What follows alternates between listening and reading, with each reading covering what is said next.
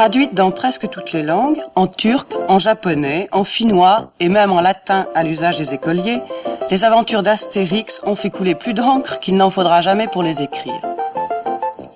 Cité en Conseil des ministres, étudié en Sorbonne, analysé, disséqué, critiqué, célébré, Astérix est devenu un phénomène.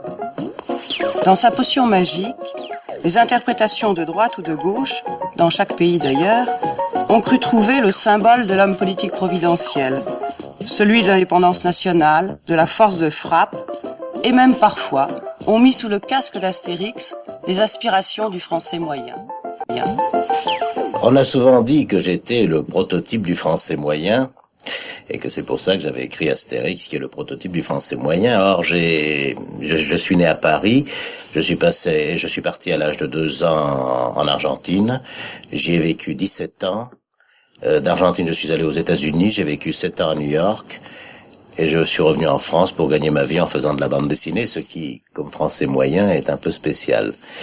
En réalité, Astérix est par moment, pas toujours d'ailleurs, c'est une parodie du chauvinisme, c'est une parodie, non pas du nationalisme d'ailleurs, il n'y en a pas, mais je fais une parodie du chauvinisme quand je promène mes personnages dans les différents pays où ils vont, et ils ont les réactions des touristes français. Les réactions des touristes français sont d'ailleurs les mêmes que celles des touristes du monde entier. Vous prenez l'homme qui a les idées les plus internationales qui soient, les plus larges, et il passera la frontière et il commencera à dire ici ils savent pas faire le camembert, je sais pas si t'as goûté leur pinard mais il est pas terrible, etc. Je ne peux ni être chauvin ni nationaliste. Quelqu'un qui a beaucoup vécu à l'étranger ne peut pas l'être parce qu'il le voit de l'autre côté. Or, vous souffrez du chauvinisme, vous souffrez du nationalisme. Quand vous vivez à l'étranger, il arrive toujours que quelqu'un vous dise si ça vous plaît pas ici, rentrez chez vous. On vous dit que vous venez manger leur pain, on vient toujours manger le pain des autres. Alors, il faut être un demeuré pour après faire ça quand on rentre chez soi. Dans tous les pays où je suis passé, c'est le plus grand pays du monde, avec la plus forte armée du monde. Tout le monde pleure devant son drapeau et tout. Alors vous prenez ça avec une petite distanciation quand même. Alors vous pensez bien que je ne me suis pas amusé à faire d'Astérix le chantre de ça quand même. Mais revenons à vous. Alors, vous étiez en Argentine, pourquoi et comment? Oh ben là, on ne m'a pas demandé mon avis, puisque j'avais 2 ans quand je suis parti. Eh bien, mon père travaillait à Buenos Aires, il avait trouvé un travail là-bas. Mon père aimait beaucoup voyager. Et nous sommes partis donc à Buenos Aires, et j'ai vécu toute ma vie d'enfant là-bas. Mon père avait des congés tous les 3 ans, et nous revenions en France, passer 6 mois, et j'allais dans un collège français.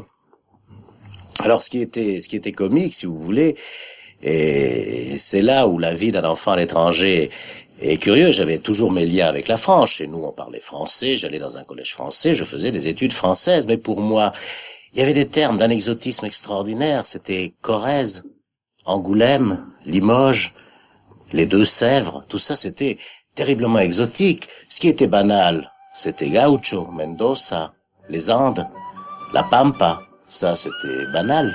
Par contre, la Corrèze. Un jour, j'irai visiter la Corrèze. Les noms des rues de Paris, pour moi, avaient une poésie extraordinaire. Pour moi, les rues devaient s'appeler Rivadavia, Florida, Alvear. Ça, c'était des noms de rues normales. C'était ça. La façon de se nourrir, la façon de s'amuser, ce qui était normal, c'était de mettre des culottes de cheval, des bottes et de monter à cheval. Ça, c'était une chose normale. Et on trouvait un gaucho était une chose tout à fait normale pour moi. C'est quand je suis revenu en France après la guerre que j'ai appris que Chiou Chiou Chiou Chiou, c'est le cri que partout s'exclament les gauchos. Là, j'étais un peu surpris parce que de mon temps, là-bas, si un gaucho avait dit Chiou Chiou Chiou Chiou, il aurait été trucidé sur l'heure, bien entendu. Mais c'était normal, j'avais des amis qui étaient des gauchos, je montais sur des chevaux, des chevaux de là-bas qui étaient assez nerveux et tout, et il y avait ce mélange. Et puis, malheureusement, mon père est mort, j'avais 17 ans. Et j'ai commencé à travailler, par nécessité, j'ai commencé à travailler dans une entreprise qui était une usine de caoutchouc. Et je travaillais comme employé aux écritures. J'étais sous aide de l'assistant de l'aide comptable. Et c'est là où on voit que un petit grain de sable, quand il est suffisamment stupide, peut foutre en l'air la meilleure des comptabilités. C'était terrible, ça n'allait pas.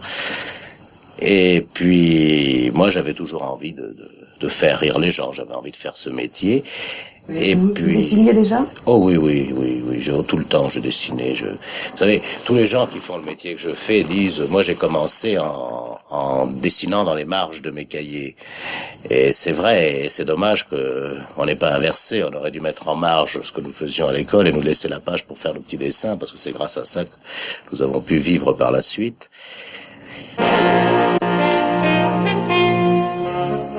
Après cette malheureuse expérience comptable, René Goscinny décide d'aller retrouver son oncle, un oncle d'Amérique qui vit à New York. C'est terrible d'arriver à New York quand on n'a rien, quand on est très jeune, quand on ne parle pas la langue, parce que j'avais appris l'anglais pour mon baccalauréat, mais vous savez, si vous récitez du Coleridge dans un drugstore de Broadway, ça ne vous amènera pas beaucoup de résultats. Et c'était assez paniquant. En plus, pour tout arranger, l'armée américaine m'a aussitôt appelé, puisque j'avais un visa d'immigration et vous devenez citoyen américain.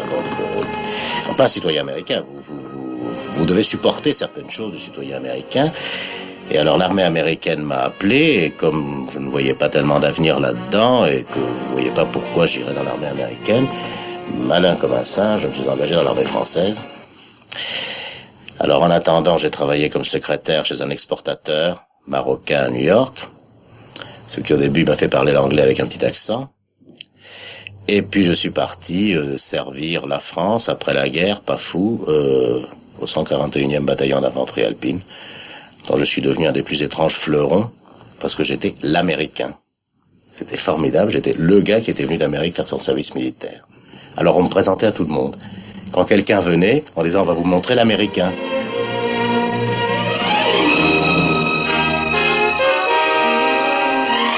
Rapatrié aux États-Unis, René Goscinny se retrouve une fois de plus à New York, sans le sou, sans travail. Il lui faudra passer 2 ans encore avant de rencontrer sa chance. Celle que lui offre un groupe de jeunes dessinateurs farfelus qui plus tard créeront le journal Mad et deviendront les plus grandes vedettes de l'humour américain. Ils étaient à l'époque parfaitement inconnus, ils vivotaient, ils se débrouillaient, et ils m'ont invité à vivoter avec eux. Et pour moi, disons que ça a été une sorte de démarrage. D'ailleurs, nous sommes restés très très amis, très très copains. Et grâce à eux, ils m'ont obtenu des petits travaux à gauche et à droite. Et notamment, j'ai illustré des livres d'enfants. Et l'éditeur de ces livres d'enfants m'a demandé de devenir son directeur artistique. C'était formidable. Et puis, il a fait faillite. Un peu après, je dois dire ça. Et c'est là où j'ai dit, bon, l'Amérique, ça va aller comme ça maintenant. Et c'est là où j'ai décidé de rentrer en Europe.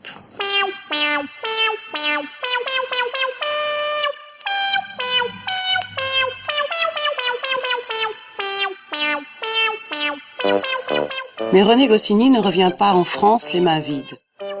Il a dans ses cartons une bande dessinée, Dix Dix, dont il est l'auteur et le dessinateur. Après 1 an de misère à Paris, il parvient à s'imposer. Une agence belge lui achète cette première bande dessinée. Mais dans vos premières bandes dessinées, vous faisiez tout. Vous étiez aussi dessinateur. Oui. Mais oui, vous savez, le métier de scénariste était pratiquement inconnu. Et il était plus facile de commencer à travailler avec des dessins qu'avec des textes. C'est très difficile. Enfin, à l'époque, en tout cas, c'était très difficile. On pouvait pas se présenter chez un rédacteur en chef en disant j'écris des textes, trouvez-moi quelqu'un pour les illustrer. Alors, je faisais mes propres dessins. Et comme je n'étais pas un très bon dessinateur, ça m'ennuyait beaucoup. J'aime beaucoup le dessin, mais je ne suis pas un bon dessinateur. Notamment, j'avais horreur de dessiner les voitures. Alors, mes personnages, quand ils étaient pressés, ils couraient. Vous voyez que ça limite considérablement le champ des choses.